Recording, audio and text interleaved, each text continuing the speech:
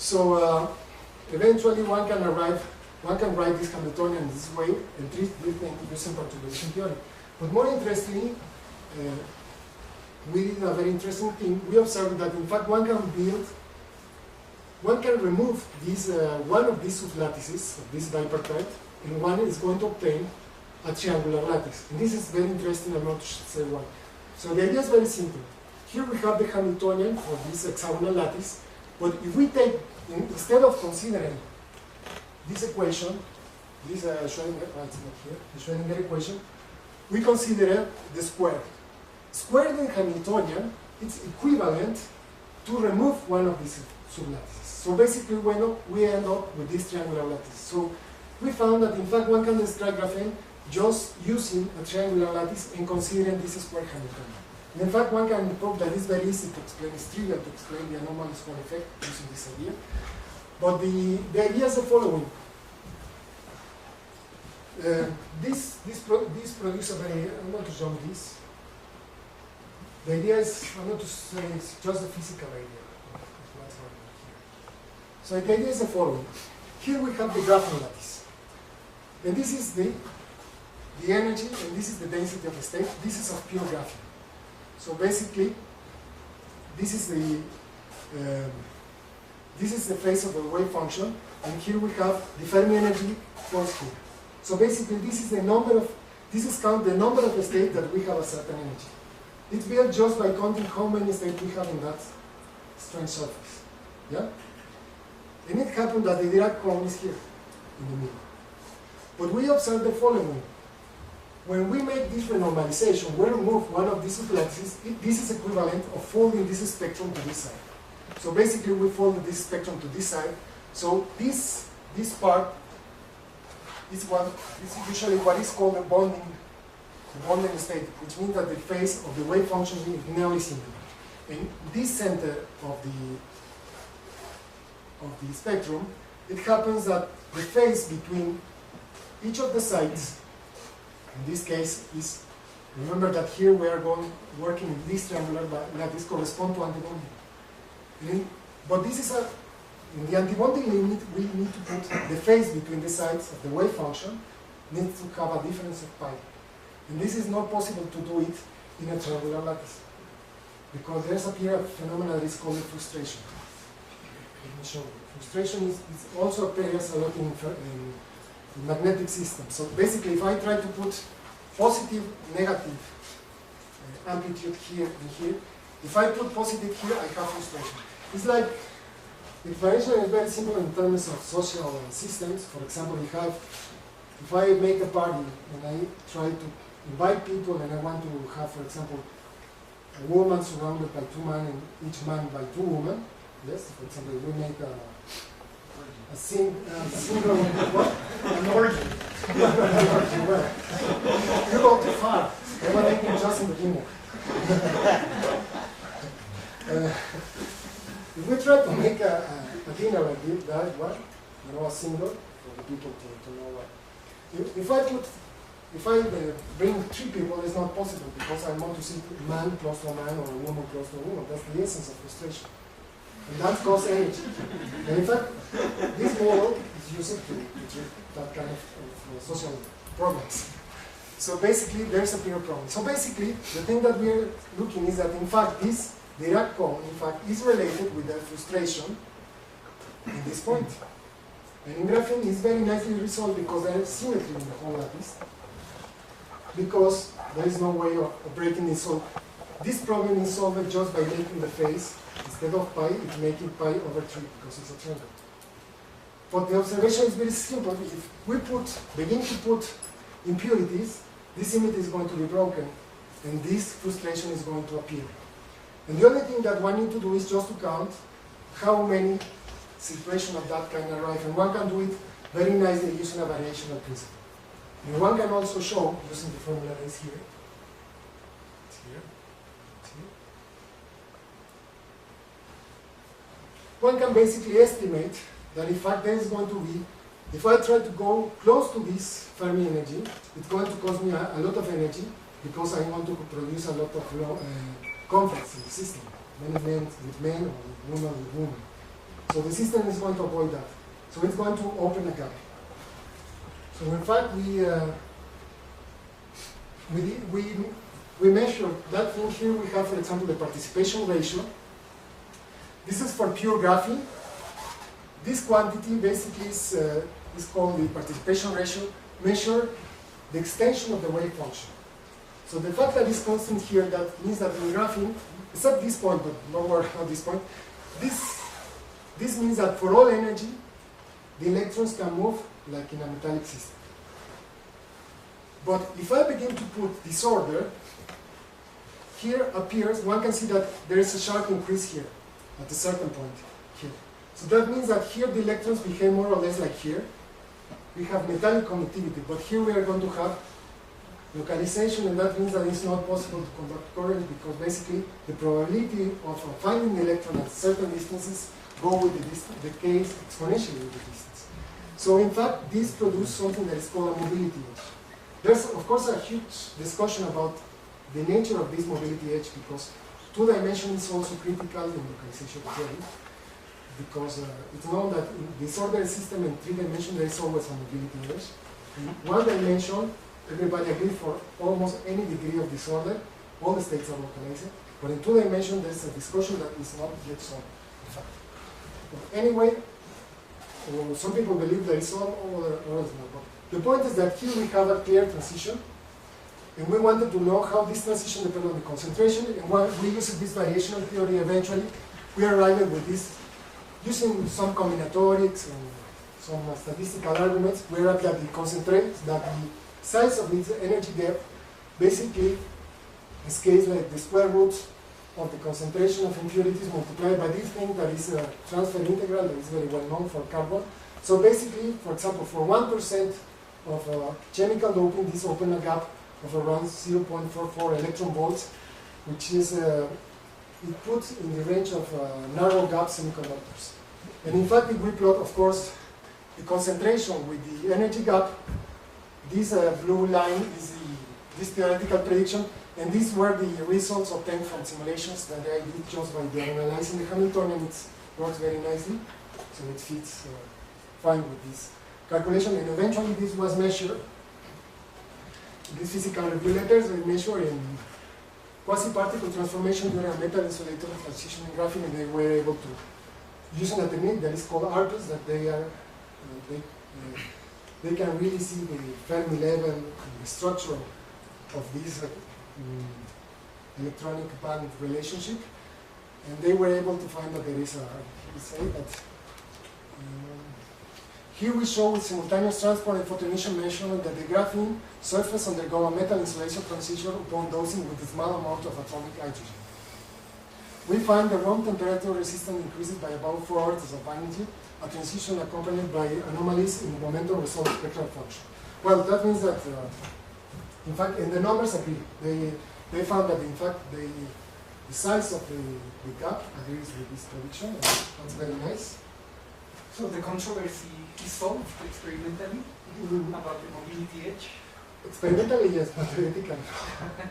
That's and we have a very new work that say that the controversy, in fact, is due to the fact that the condition of the theorem are not well applied in this case, because this localization is not exponentially.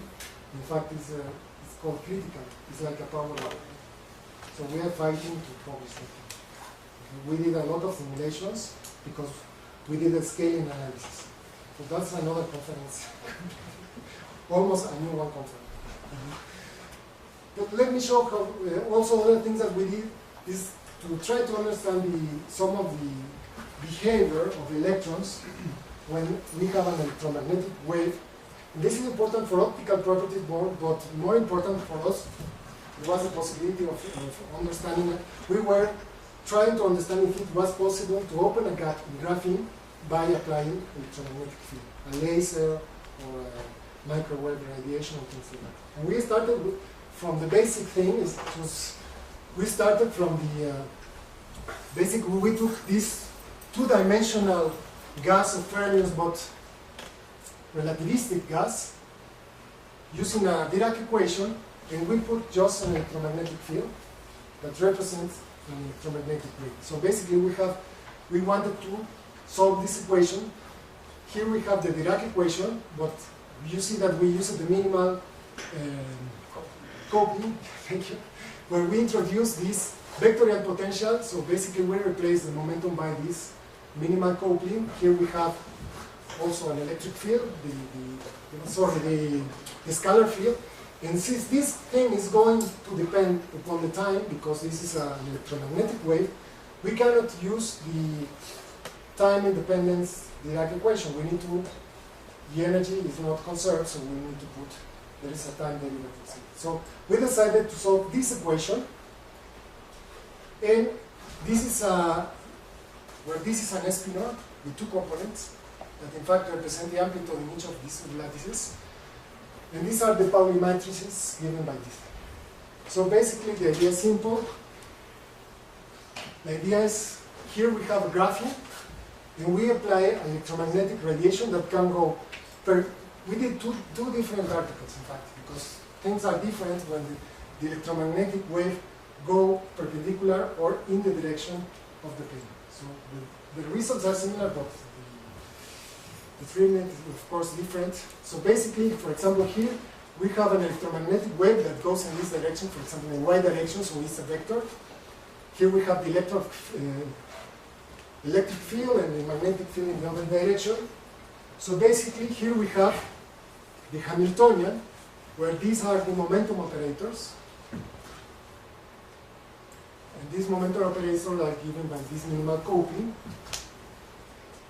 And this vectorial potential is just a wave that propagates in the right direction, is given by this thing. So here we have the amplitude of the electric field. Here we have the frequency. And here we have, this is going to be very important because this is the phase of the wave. This is the wave vector. This is the y direction, and this is the frequency. So basically, this describes a wave that moves in this direction with the electric field in that direction. So basically, we need to put these things inside this and solve the equation in 2 dimensions. Because in fact, we studied a lot, and we found that this thing was solved in 3 dimensions. And at the beginning, we thought that it was easy to solve it in 2 dimensions. And we talked with a lot of people, people that work in nuclear science, they were not able to find anything in 2 dimensions. In fact, they said to me that it was much more difficult. But we found somehow a way, I don't know how, but so the equation that we need to solve is this. We have the Hamiltonian applied to a wave function, and this is proportional to the thing. And this is a spinor. And the idea is that here we have a, and this is the equation written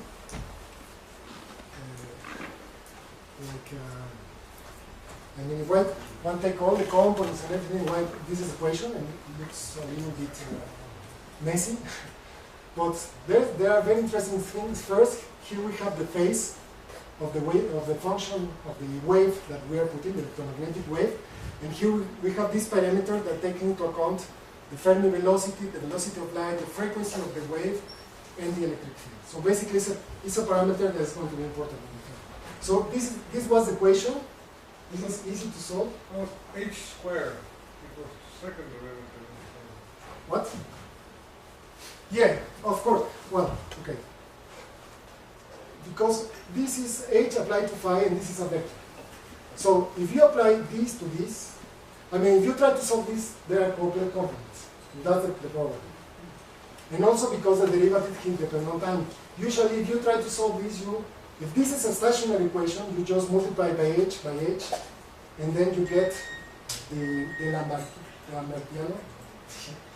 But the problem is that here you need to take into account the commutators, because all this algebra is not was deleted to avoid your problems. That's exactly how we got this. You need to apply the Hamiltonian and do all commutators. The commutator of the Hamiltonian with this operator, you do all that algebra, which is a lot. And you obtain that equation. But how do you get the second order in time? You apply twice? Twice, okay. Okay. It's like this. Usually you have this, in the Hamiltonian is this matrix. I'm going to forget about the constant. This is okay, and this is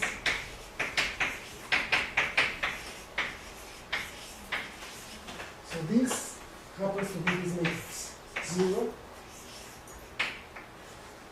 I don't remember if this minus or zero, right?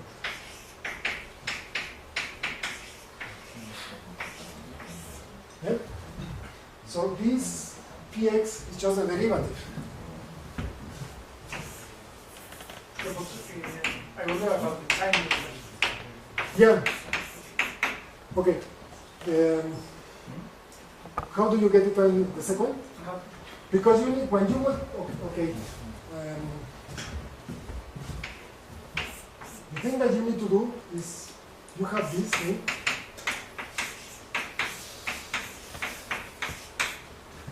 And the thing that you are going to do is the following. You multiply this thing by this.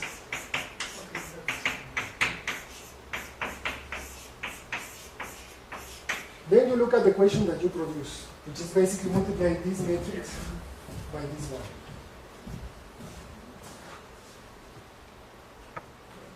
This is like that, it's happening like this.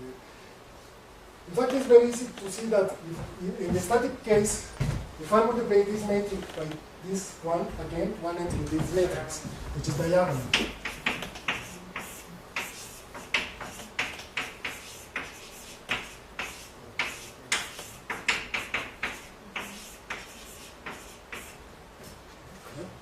And this explains, in fact, if one put, for example, the vectorial potential of a constant field, that means that this equation is going to be a decoupling equation that is going to show Landau levels. And the levels are going to go like n. If I take the square root, it means that the square are going to be like the square root. That's a new quantum quantity. So anyway, I didn't put all these. It's a lot. It's like a whole chapter of my student thesis, because we spent nearly 6 months to produce this equation, because it's messy, it's not easy. Because of the, when one has the minimal coupling, here we have the vectorial potential A, so we produce a lot of mess with the time derivative. But anyway, other people have checked this equation. It works. But of course, this is still very different, very difficult, because this is coupled, because this has 2 components, and here we have this matrix that couples the components of the two helicities. Yeah? And also we have here many partials, time, x, y, and so on. So we did a trick that in fact the trick that we proposed, that the wave function to be dependent only, to be a plane wave multiplied by a function that depends only in the phase. And we took a lot of time to discover this, but when we spoke, when the people from relativity said, that's very simple, because you are jumping to the line of time, to the, how do you say in relativity? When you have time, light cone. You are using light cone coordinates. Anyway, we discovered it in the hard way, so we proposed this solution, and then we were able to produce. Now it's very nice because we produced a second-order derivative, second-order differential equation that is not any longer partial, because here we only have separation. This thing only depends on this quantity, and this is second order. And eventually, one can write the general solution can be written in this form here. This function that I showed has this shape, and this function is just given by this, and where these things are just sines and cosines. And it's very complicated, of course, but we decided. So this is the closest solution of the problem. But one needs to solve this equation. But one can solve in different cases. So basically, for example, for when the electric field are very, very strong, when there are certain conditions, eventually one can write the previous equation, one can write in this way. It's basically the second derivative plus a constant minus something that is oscillating on time multiplied by this. And this happens to be the equation of a parametric excited oscillator, which is very surprising. This equation is called the Matthew equation. And this is very nice because, in fact, it's produced something that is called the Arnold of tones. So here we have this parameter Q, which basically measure is proportional to the electric field. So for example, this is electric field 0. And here we have the energy of the system. So basically the red parts are the allowed energies. There's an extra condition here that basically is given by this. And this thing is called, this equation is the stability diagram of this equation that is called the Matthew equation. And in fact, this is very nice because when the field is very strong, we know the solution is called it's called a star gliding. And these are just these things. So and also the explanation of why is a pendulum, because this is just equation of a pendulum parametrically excited. We have a pendulum, and then we move the length of the pendulum in a harmonic way, and we have a pattern of resonance. So this is just a pattern of resonance, and this is very clear because the electromagnetic wave is given energy to the electron, like in an oscillator. So there are some conditions for resonance and for propagation. And also in the other case of when the electric field is weak, the equation is different. In fact, this is a Matthew equation, but the parameter is an imaginary, and we were not able to find in any books the diagrams, and we needed to build it using a recurrence method, and it was very difficult. Not very difficult, but it took time. In fact, it happened to be some kind of this ellipsis. We believe there is a transformation from one to the other using hyperbolic coordinates, but we don't know. But the nice thing is that, in fact, we found that there is a gap here. For example, this is pure graphene without any field, and we can see that all these regions are allowed.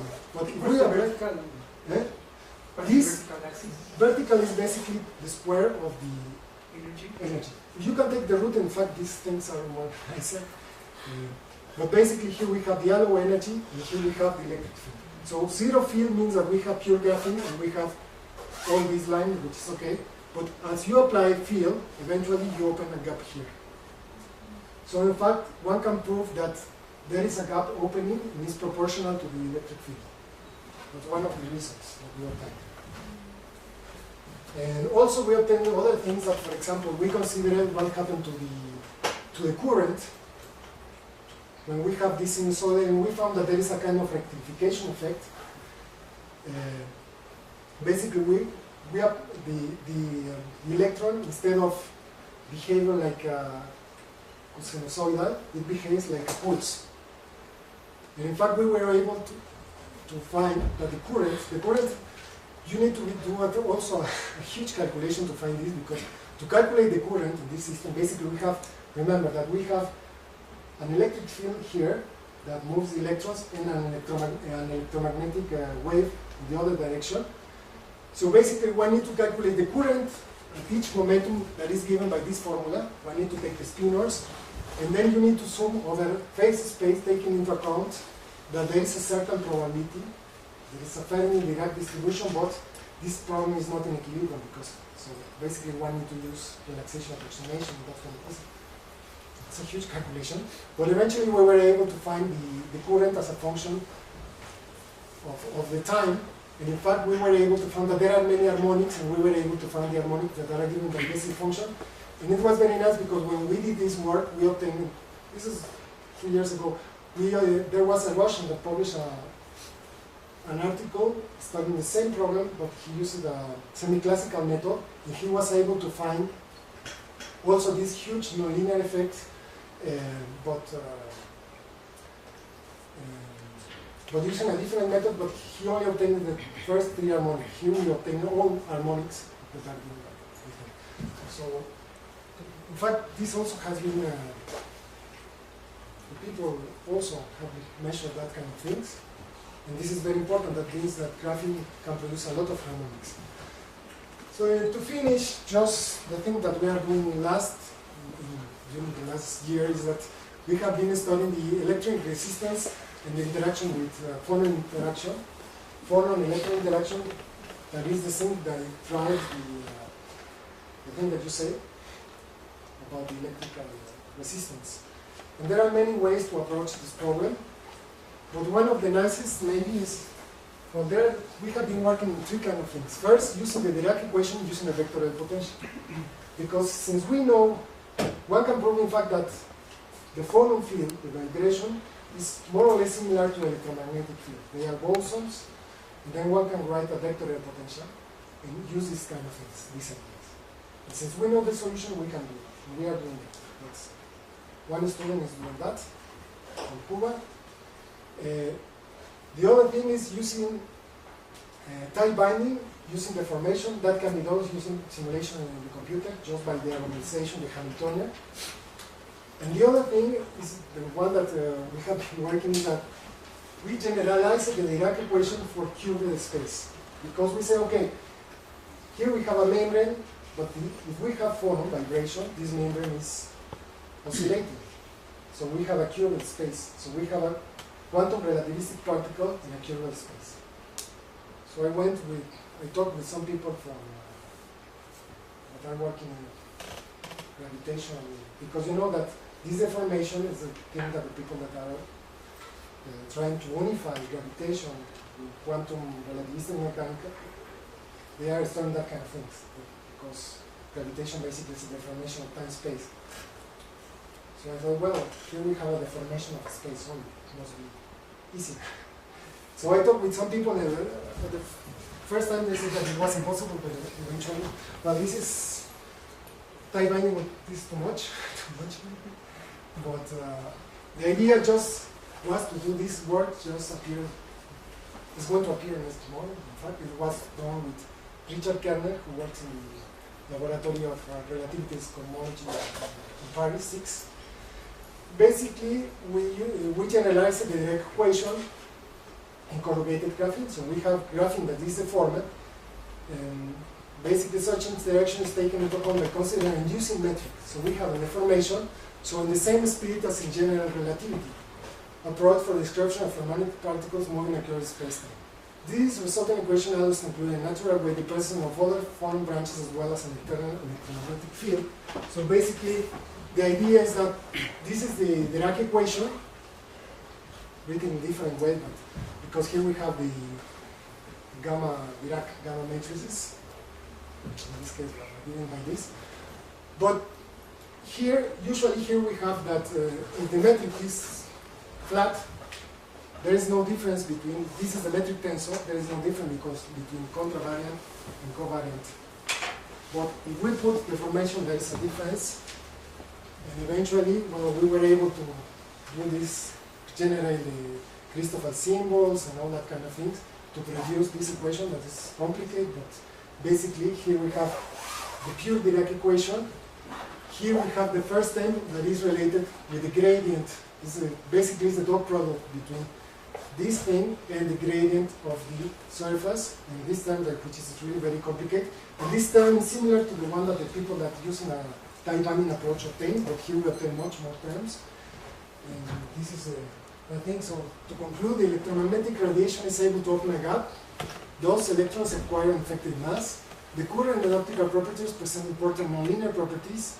A mobility edge appears around the Fermi energy, and this is very important for building transistors, because one can functionalize graphene by doping, chemical doping, 1% of light atoms to produce a semiconductor. And that's interesting. So, thank you very much, and thank you.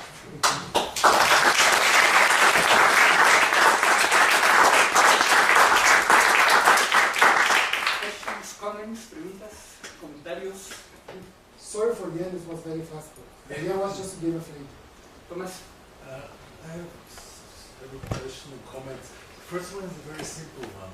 I somehow had the impression that the Fermi edge was not exactly at the Dirac point, but a little bit above. Am I wrong, or? Well, that's a very good question, because if you take neutral graphene, if you don't disturb graphene, the Fermi energy is exactly at the Dirac point. That's exactly because it's half-filled value. You have your p orbital, sp2 orbital, you have 1 electrons. So it's always fall in the middle because it's half-filled. But if you put potential difference, you can dope the system with electrons or because the system is no longer in equilibrium, so basically you shift the chemical potential.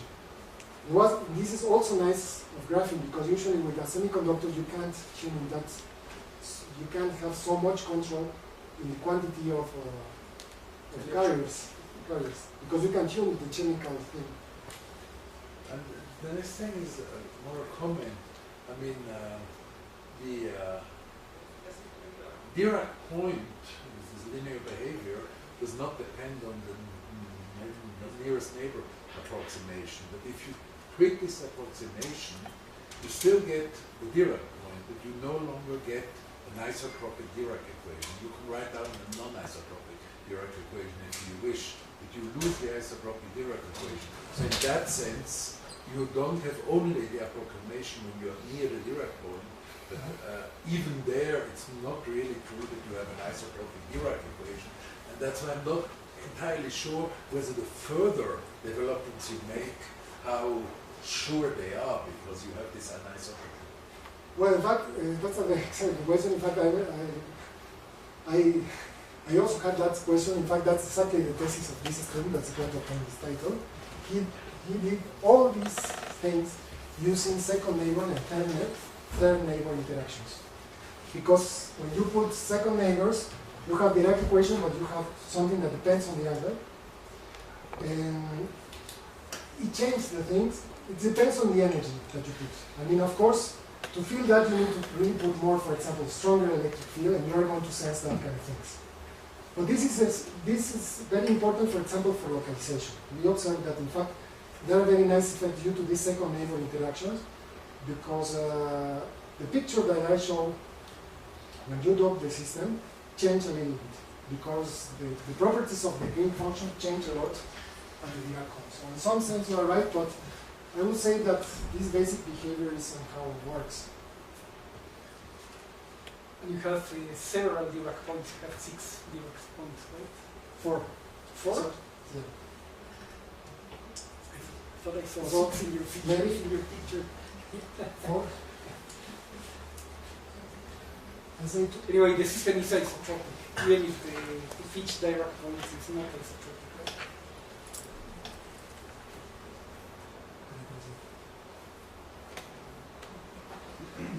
In the picture I have, There you have 6. In that picture.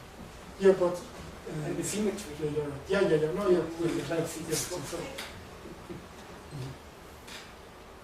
I wonder, should one worry about this theorem that is violated by the existence of graphene? No. What about the theorem? No, that's precisely this. The people forget that you can have a membrane that is oscillating. And that's the way that the paradox is solved. Because the people were thinking something that is really a plane. But graphene is not, you only have this at 0 temperature. At temperature different from 0, this thing is oscillating, and these modes are called flexural modes. That's exactly what we studied. Because one can show that, in fact, using this perturbation theory analysis, conditions, it is here.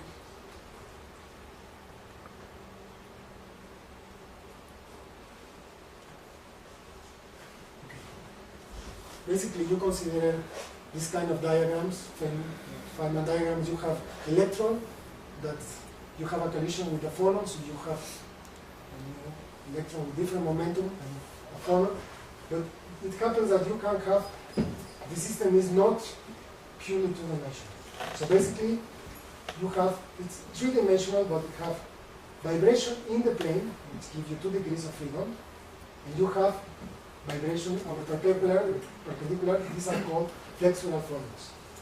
And the people forgot that you can have these flexural phonons. In this fact, these flexural phonons are very important for the electrical conductivity, because they show that they are very important in a very simple way. They basically strain the graphene, the conductivity jumps more and more. In fact, I think the article is very recent. It's here. This was made from the Nobel Prize game, and it went out at press in December 2010. And basically, the temperature depends on the mobility in suspended graphene samples investigated. In clean graphene, flexural forms become the leading scattering mechanism at temperature bigger than 20. So the idea is that the people try to apply this theorem, and they forgot about the thing. This is a game. I mean, it's not truly two-dimensional. It's completely two-dimensional. It's oscillating. That's why we did this kind of general relativity approach to include this vibration like a deformation of the space. Well, besides the formation of space, you also stretch and compress the membrane, right? When you have these flexural modes. You have to include that in your... I mean, if you don't disturb the graphene, you So only it's have not a flexural free mode. electron. What? It is not a free massless fermion in curved space, actually. Because the coupling between neighbors changes. Not only is space deformed, right? Or am I wrong? But my question is, are you asking me about on the starter graphene or stretched graphene? No, on this curved graphene. Your idea is a curved space to describe the propagation of electrons. So what's the problem? What No, that the distance between neighbors is changing, so the coupling is changing. So your Hamiltonian is changing. Not only is the geometry changing, there are further changes besides. Yeah, that when you do time binding approach is exactly the thing that is here. You have this is the pure time binding Hamiltonian. So you have this creation, electron creation operator inside A, destruction at stage A. So when you cure things, you have two effects. First, the distance between them is changing, and also the orientation of the orbital is changing. So you have, this is pure graphene, it's at zero temperature, but you have two extra terms. This one is to change of distance, to change the overlap of the transfer, and this changes the angle between them. And this leads to this equation, and when you do this algebra, you obtain the same result that you obtain from this relativistic approach. The first concept. That's exactly. Yeah. Any other comment, question?